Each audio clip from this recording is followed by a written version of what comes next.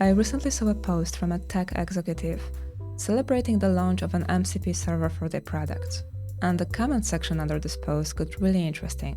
A lot of the comments were things along the lines of, "Cool, glad the business allowed you to do so."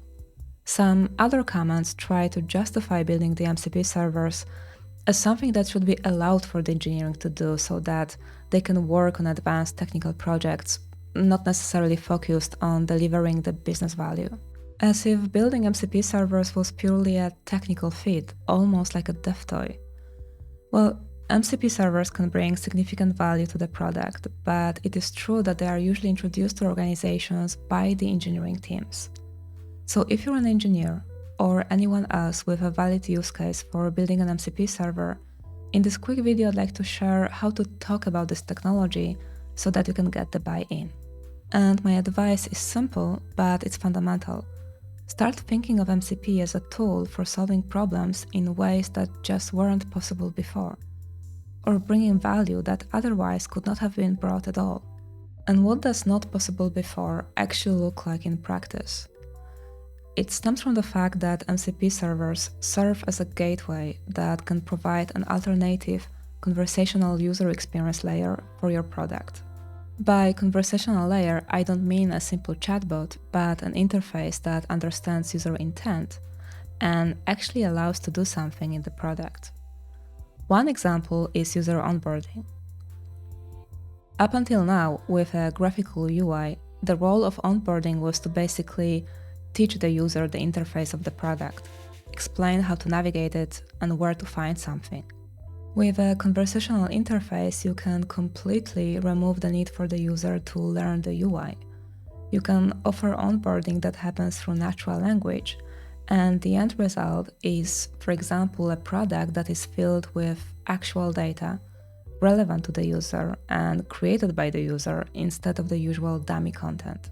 The second novel use case is letting your users use your product in a way that fits their mental models.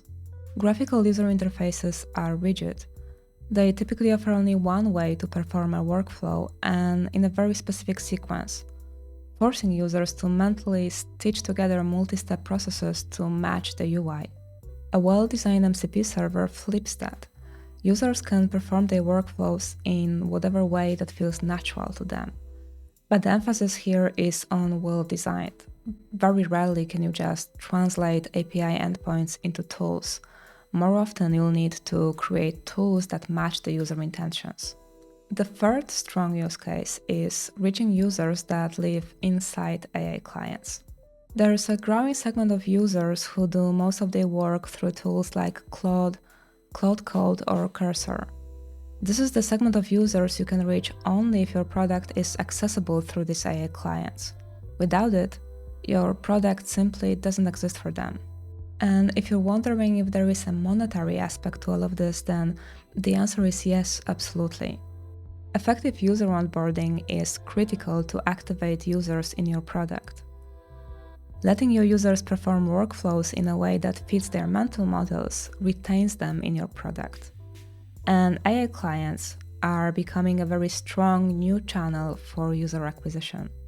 These use cases I gave are by no means exhaustive. They are more meant to be a mental framework you can use to start thinking about MCPs not only as an optimization, but as something that can open up completely new opportunities.